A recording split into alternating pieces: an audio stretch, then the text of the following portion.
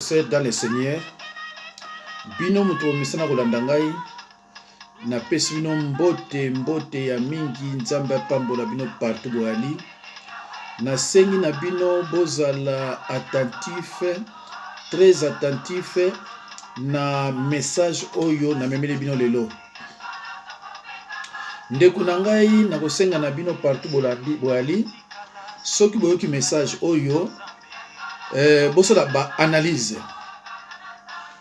Parce que ngai banda payer comme une occupation.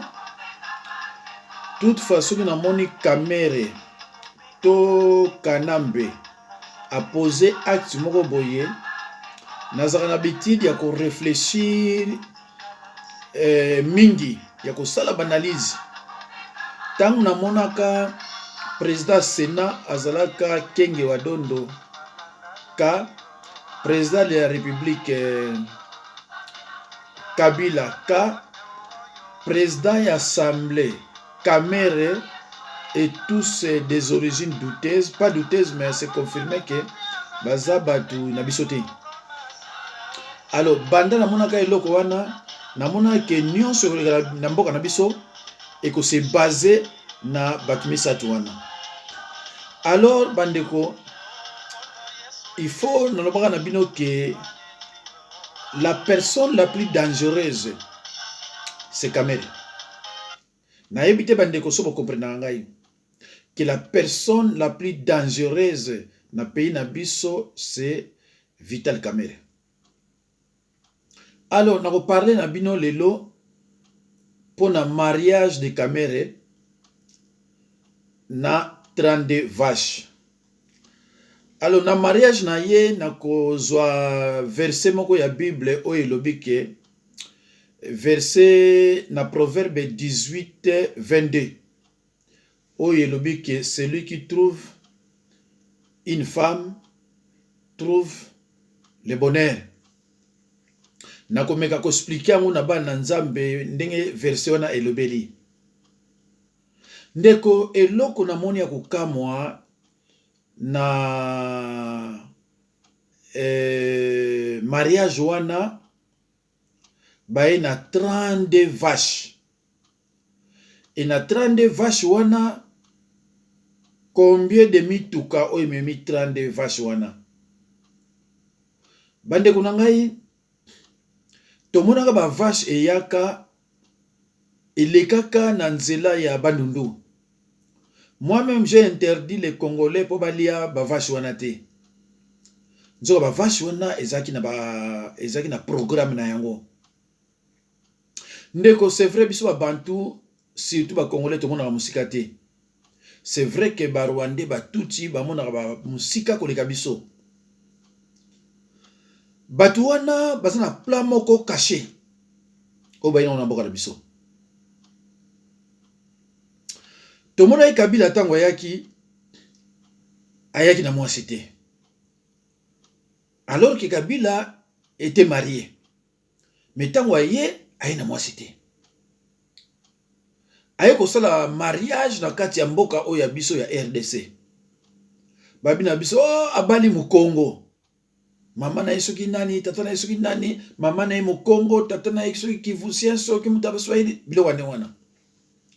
Ezaki pona kozoba Congo to kozoba Congolais kolembisa bango mukeke non yep ala Congolais abali Congolaise soit sobo lubi za étranger mais abali Congolaise. Ndeko na ngai Kamere na banzi pa ya fandi na banzi ya comprendre kete ngaza parmi genre ya batu wana te oyo ya monelaka nga musana nzambe na mona musika. Kamere, c'est un homme politique, un homme d'État. Faut akende kozwa mwasi ya musicien. Ayebi famille wana qui semblerait que ami dawana maman na yaza muluba, papa na ye indien. De toute façon, bon ni bendie ba komebele. Kamere a prometaka mwana mwasi wana akokoma nani un jour. Ndeko bola nga bien. Caméra yebi que un jour son likambo kwei. Mais baluba soki bani koloba, mais baluba pe belé ba ozana par na ye parce que abali muluba. Bande ko nanga bo rezonaka. Un jour son likambo kwei. Na uti ko tia ndeko fashi na prière lelo. Azo pesa nga passe. C'est quelqu'un qui ne comprend rien. Azo comprendre dans le côté. Un jour son likambo kwei. Kamere akolobaki non nga naza muluba na bala pe muluba na kobosa na binote ikweya wame tala pe mwasi na ngai ndeko na ngai oyebi lelo balube bele bazolo batolingi bango te surtout nga bazo zwanga vraiment ki na lingi bango te mais cela ne me regarde pas ils comprendront un jour ils a passé. Alors bande ko nangai tolobaka mingi pona ba ngombe one yaka boliate bosala boite tout ça caméra yebaki pourquoi ba ngombe ona eye mariage na ye na soki la jeune femme Amida aye kopesa 32 vaches toyoki soki mbongo ya dot ezalaki soki 100 000.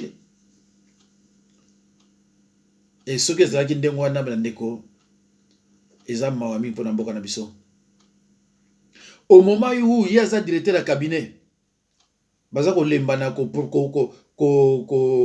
bimisa ko annoncer ndeni ba former gouvernement biso zwa ngona banzela mususu ba comprendre que to publier ndambo mais pendant que ba koza eloko pas publier directeur du cabinet azo no sala mariage na ye na ndenge moko kosakana te pe akamati mwasi wana alati robe pembe bande ko ngai soki obandi kolanda video oyo na kosenga na yo olanda ngoti na suka pe comprendre ba makambo zo na mboka na biso en tout cas eza pasi pona ko digérer yango bino bozo mona mariage mina se mariage on eloko moko bombami donc caméra penza azo ba congolais biloko pamba ayebi ke congolais soki boye memai na boye ndeko na moni ba luba ndenge bazo sepela na ba 32 vaches wana ameno bandeko na ngai na loba ina bino boye edenga parce que ba film musu na zana yango na kwa ko lakisa ngo ame mwana lakisa ngo ezate parce que na za vraiment appareil te baluba batika kimandisite batika kimandia baluba bozo comprendre te bozo mona pe rien donc amera moni baluba peut dire bat moko donc basanga maele mama moko komelinga lubi ah papa yoka baluba na bi komona ya chawa na komona lukuta bina ko lubango te mais soki bino bosali ka malamu pourquoi le bananga yoka baluba parce que bosali mabe boyibi ba voleur de voix mais ça c'est grave ça boyebi yango boza conseil na yango.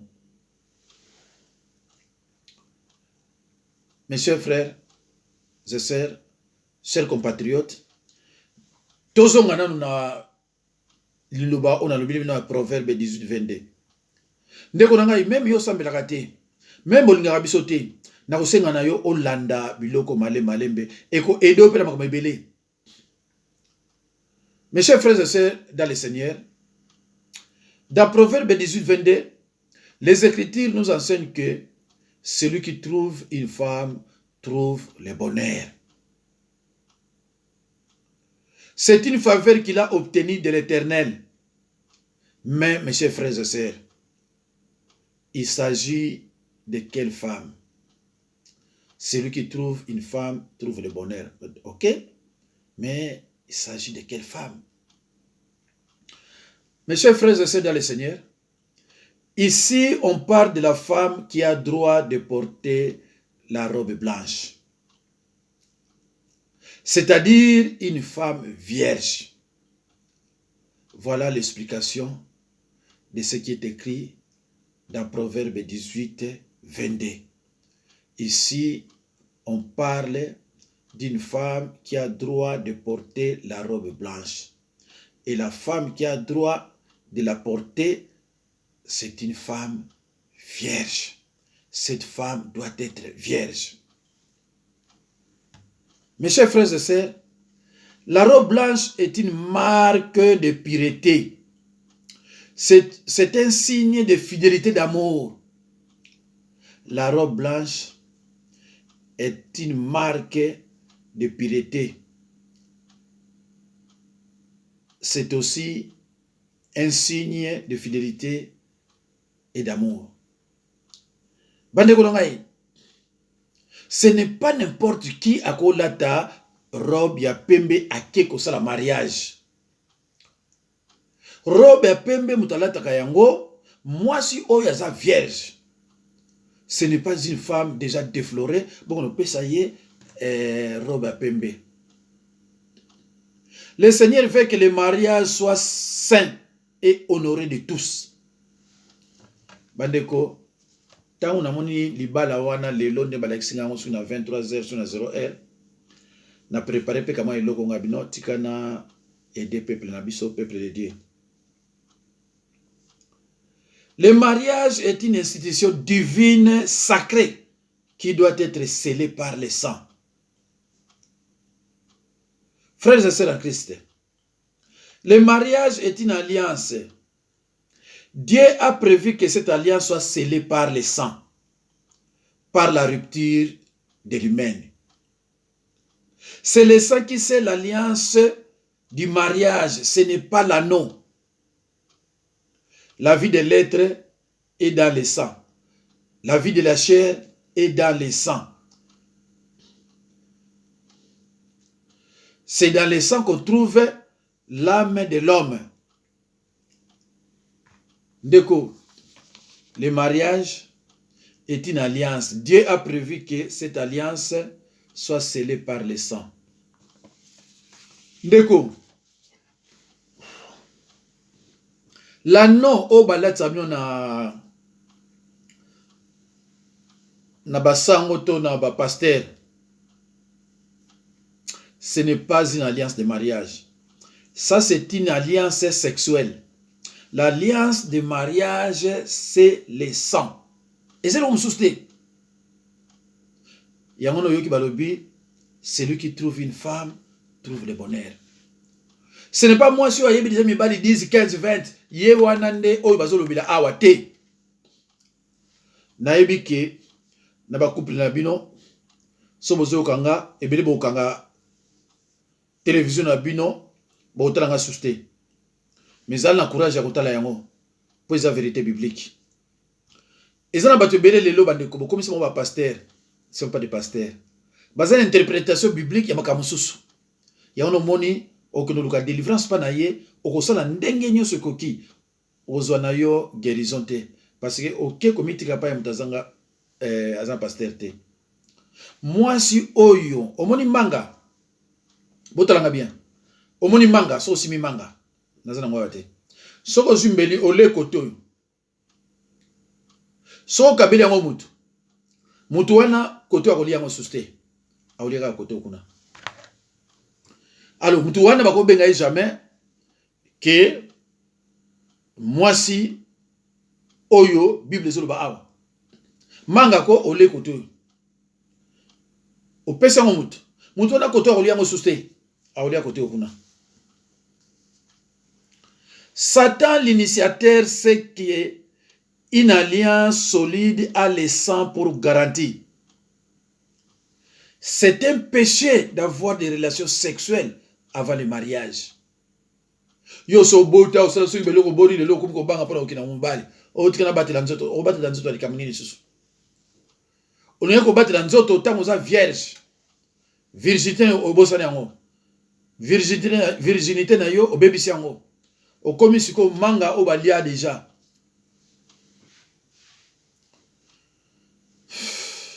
Ndeko epesinga pasi tana moni ke moi c'est à camere. Alati robe ya pembe. Robe ya pembe eza pona mutu oyo ayebi mobali te, babali ye mobimba. Mais yo babali yo neti manga o mutu asaliaki. Et en plus kuto utupe wapi. Pas seulement déflorer, mais naba na soki 4. Ndeko nanga yo kanga bien mwana nzambe. Soki yo ser na yo na Kinshasa alinko bala. Oyebi ke aseba mibali. Soko tindeli ye robe ya pembe. Yo kanga bien. Au commettre péché. Parce que oyebi ke ser na yo wana azaka déjà défloré. Akina ile msumbali 4 5 déjà. Ozotindela ye robe ya pembe pour l'exanini, pour tromper bato.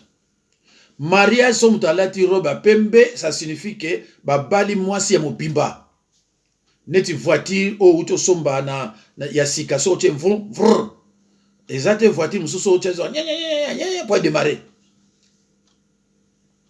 Frères et sœurs en Christ, tous les hommes qui ont eu des rapports sexuels avec des jeunes filles vierges sont donc liés à elles et ils ont peu de chances d'avoir ensuite un mariage heureux s'ils ne coupent pas ces puissants liens d'âme. Même chose pour les jeunes filles avec leurs premiers partenaires. Mes chers frères et sœurs dans le Seigneur, Ève a été créée pour Adam. Ève n'a pas été créée pour Paul, Michel, Jacques, Guy, et etc. Ndeko nangai, soki yo osala relation sexuelle na jeune fille à vierge.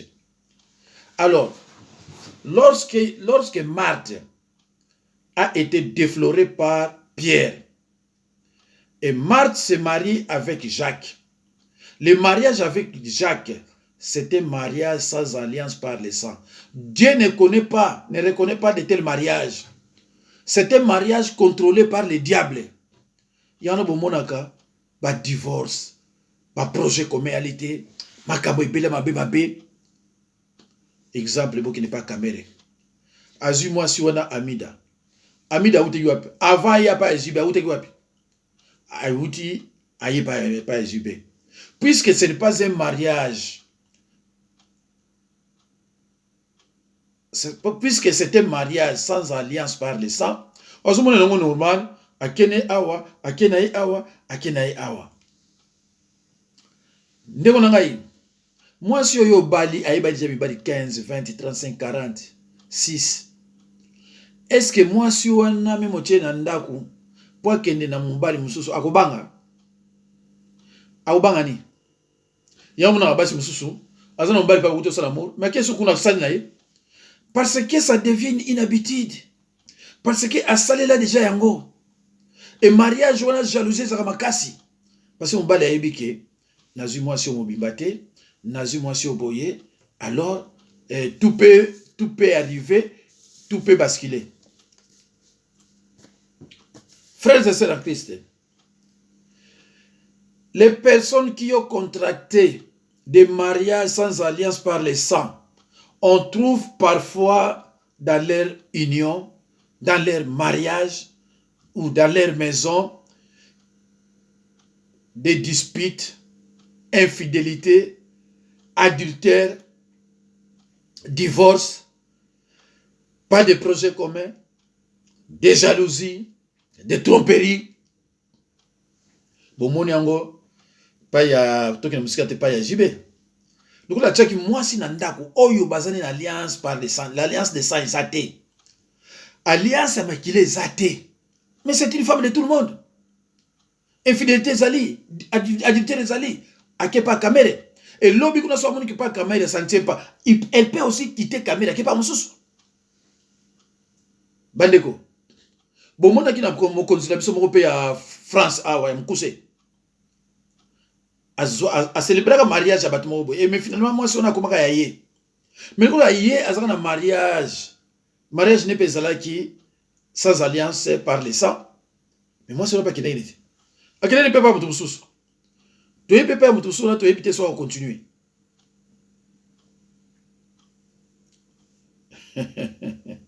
Neko, Kamere est un homme politique, un homme d'État.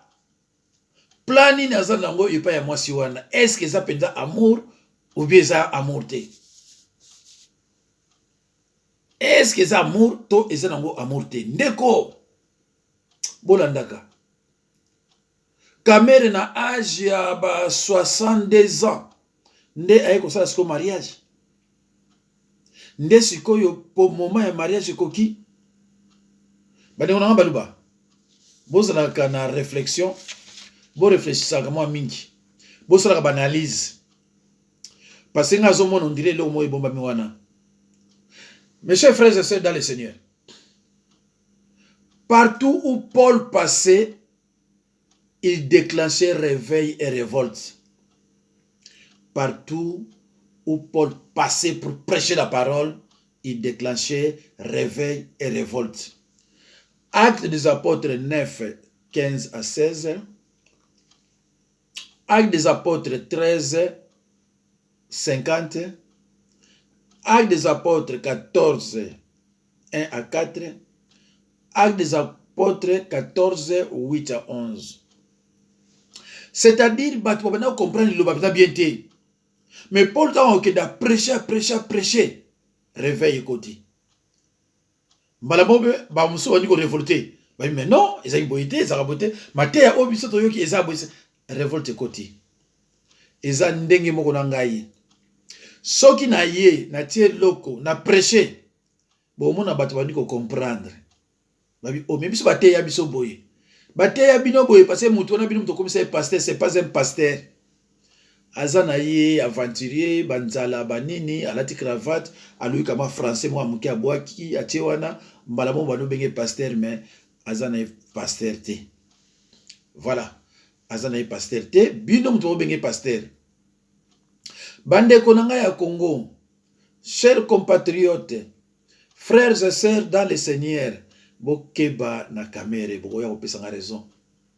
Libala wana ngana yebikie suka nango suka soto ozala vie libala wana suka la nzela eza libala oyo ezali ya hypocrisie. Romains 12, 9. La Bible condamne avec fermeté l'amour avec hypocrisie. C'est un hypocrite. Mutuana. Talaka makamuna ya, tala courage azo kaki ko zwa Tshisekedi abi, tala soba diplôme, sala toujours y est. Pourquoi? Ayebi ki akozala président un jour. Et loko moko mabe ekoyela Tshisekedi terrain mususu ezali. En quelque sorte, Kamere a divisé Baluba. Sans que vous comprendre. Sans que vous comprendre que Kamere a outi ko divisé Baluba. Na libala wana. Boko la bombe. Kamere a yebi ke batunet biso boye. Ko influencer ngati na makaba pamba ya buzobo sala.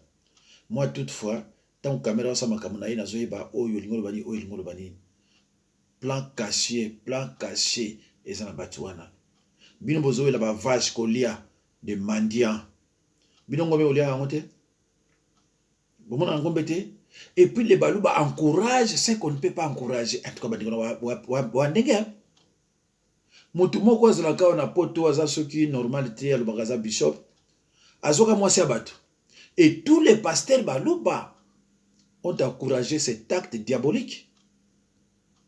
Je précise, tous les pasteurs Balouba. Et tous les pasteurs Balouba, ils ont encouragé le péché à Chilombo. Et tous les pasteurs Balouba, ils ont encouragé Kamere. Ne akobala mona wana. Namoni ba mama Balouba pleure, ba papa Balouba pleure, ba mandia. Ngome boli amote. C'est vrai que pas na bino na nini ezate, mais vous pouvez pas exagérer jusqu'à ce point. C'est pas possible. Mes chers frères et sœurs dans le Seigneur, une femme déflorée par Jacques. Et cette femme se marie avec Guy. Le mariage avec Guy, c'est un mariage sans alliance par le sang. C'est un mariage contrôlé par les diables, s'il ne coupe pas ces puissants liens d'âme. Alliance wana betumi bale basalaka. Soko zui moi si défloré ye, makile bimi, bosali une alliance. Alliance on a benga ngo les liens d'âme. Soki mobali wana obala mobali mususu, il faut okuta na mosali na nzambe pona alaction neni ba kupaka lien d'âme wana. Il faut ko bebisa yango. Sinon te au confession makambo mususu yango na bato ba shit na ba délivrance. Bozo ke depa bato ba sala ba délivrance oyo ba yebi na ba wilo ko mokote. Tango o sala délivrance, ole tu na yo soki mobali ovanda no eza ye atuni ote mbala moko délivrance no réussite. Parce que ba péché musu etikeli nango. Ndeko yango na toto na kola ba o ba yebi. Soki mwasi ake libala ake kolanda kama ba enseignement na catholique tango libala sango fa benga ye atuna ye est-ce que mobali oyo bali ezande ye oyo ya defloraki yo oyete ale pesanga oyo wana comme ça to briser alliance oyo lié yo na ye. Voilà comment ça se passait. Alors même si la personne qui t'a défloré est décédée, l'alliance reste. Ce qui n'a pas coupé en côté, cette alliance reste. Et ça cause de divorce belé. Oh, il faut que bengalelo, ozando kibo. Non, et ça cause de divorce belé badikunangai. Donc, ce qui se cause à faux pas, mon bal a défloré même basi, nem sous 3 4 pour amona kazaka bogar basi balingaka yemingi. Li bala wana ikoza jamais na kimia oyaza na wana. Parce que azasu na 4 alliances na basi musuba kufa. Nabasi musuba za envie. Bino moto déflora ka bana batu. Il faut yebake et loko nyonso pose à la solide. Il faut makila etanga. Jésus-Christ pour a racheté biso makila etanga ki. Pour a racheté biso makila etanga ki.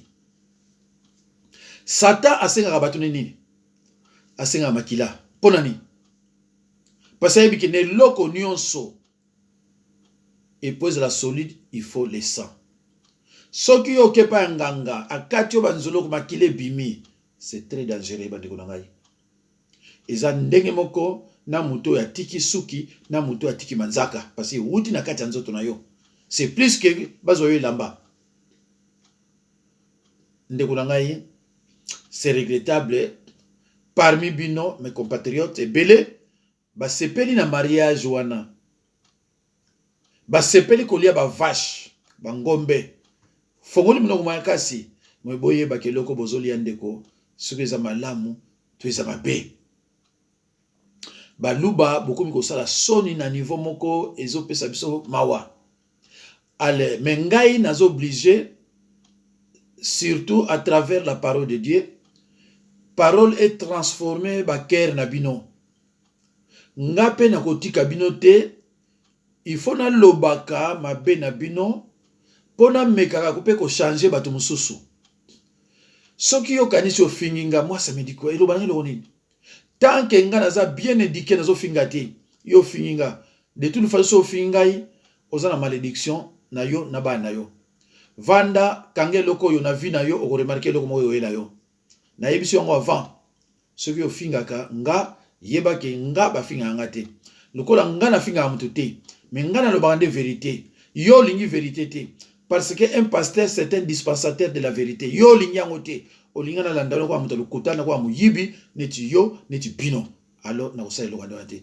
Mais yo continue ka ndeko ko fingaka, mais kange loko na yebisi yo soko finga. Na vie na yo o remarquer loko moko yo brusquement, peut-être que c'est trop tard pour confesser ma péché. Donc, s'il faut confesser, confesser en l'erreur parce que on peut regretter de konanga. Alors, bandeko, na komi presque na suka, na lobi na binoke.